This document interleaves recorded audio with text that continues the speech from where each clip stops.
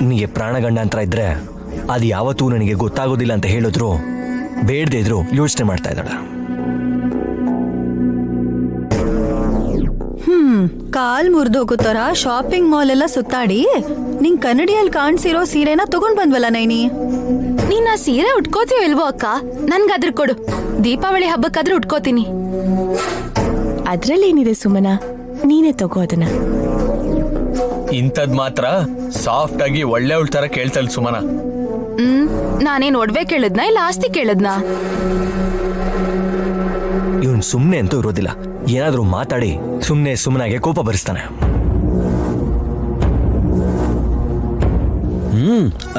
ಸುಮನ, ಇವಾಗ ನೀನಷ್ಟೇ ಅಲ್ಲ, ನಿಮ್ ಮುತ್ತಜ್ಜಿನೂ ಮುತ್ತಾತನು ಸ್ವರ್ಗದಿಂದ ಇಳಿದು ಬಂದು ನಮ್ಮ ಮೊಮ್ಮಕ್ಳಿಗೆ ಸ್ವಲ್ಪನಾದ್ರೂ ಆಸ್ತಿನ ಹಂಚಿ ಅಂತ ಹೇಳಿದ್ರು ಹಂಚಲ್ಲ ಇವರೆಲ್ರು.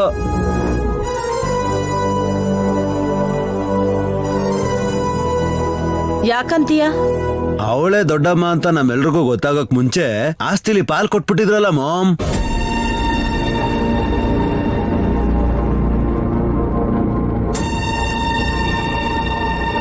ನಿಜನೇ ಬಾವಾ, ಒಡ ಹೊಡ್ದೊಳ್ಗಿಂತ ಗೊತ್ತು ಗುರಿ ಇಲ್ದೇ ಇದ್ದಿದ್ದ ಮಗುಗೆ ತುಂಬಾನೇ ಇಂಪಾರ್ಟೆನ್ಸ್ ಕೊಟ್ಟಿದ್ರು. ಎಕ್ಸ್ಕ್ಯೂಸ್ ಮೀ ಸುಮನಾ, ನೀನು ಒಡ ಹುಟ್ಟಿದ್ಯಾ ಅಷ್ಟೇ, ಆದ್ರೆ ಗಾಯತ್ರಿ ನೈನಿ ಹೋಟೆಲ್ ಹುಟ್ಟಿರೋದು.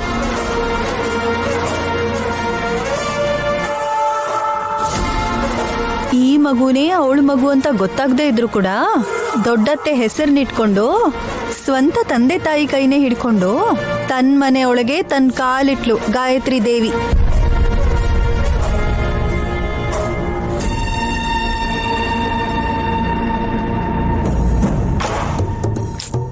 ಅಕ್ಕ, ನಡೆದಿದ್ದೇನೋ ನಡೆದು ಹೋಯ್ತು, ಏನಾದ್ರೂ ಸರಿ, ಕೊನೆಗೆ ನಮ್ಗೆ ಒಳ್ಳೇದೇ ಆಯ್ತು ಅಂತ ಖುಷಿ ಪಡೋಣ. ಹಾಗಾಯ್ತು ಹೀಗಾಯ್ತು ಅಂತ ನೆನಪು ಮಾಡ್ಕೊಂಡು ಬೇಜಾರ್ ಮಾಡ್ಕೊಳ್ಳೋದ್ಕಿಂತ ಗುರುವಾರ ದೀಪಾವಳಿ ಹಬ್ಬನ ಗ್ರ್ಯಾಂಡ್ ಆಗಿ ಆಚರಿಸೋಣ. ಏನಂತೀರಪ್ಪ?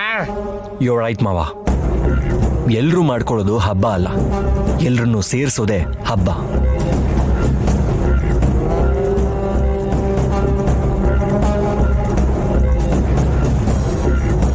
ನಂದೊಂದು ರಿಕ್ವೆಸ್ಟ್ ಬ್ರೋ. ಹೇಳೋ. ಅವತ್ತು ಮನೆಯಲ್ಲಿ ಕಂಪ್ನಿಲಿ ಹೇಗಿದ್ರು ಲಕ್ಷ್ಮೀ ಪೂಜೆ ಮಾಡ್ತಾರೆ. ನಾನು ಹೇಳಕ್ ಹೊರಟಿರೋದು ಏನಂದ್ರೆ, ಗಾಯತ್ರಿ ಪುಟ್ಟಿಗೆ ಹಬ್ಬದ ದಿನನೇ ಪಟ್ಟಾಭಿಷೇಕ ಮಾಡೋಣ. ಪಟ್ಟಾಭಿಷೇಕನ ಯಾಕೆ ವಿಕ್ರಾಂತ್ ಅವ್ರೆ? ನನಗೆ ಅರ್ಥ ಆಯ್ತು ನೈನಿ, ಈ ಪುಟ್ಟ ಪಾಪನೇ ಅಲ್ವಾ ಪೂರ್ವ ಜನ್ಮದಲ್ಲಿ ಗಾಯತ್ರಿ ಗ್ರೂಪ್ ಆಫ್ ಕಂಪನಿ ಸ್ಥಾಪನೆ ಮಾಡಿ ನಾವೆಲ್ಲರೂ ಶ್ರೀಮಂತರಾಗೋಕೆ ಕಾರಣ ಆಗಿರೋ ಲಕ್ಷ್ಮೀ ದೇವಿ.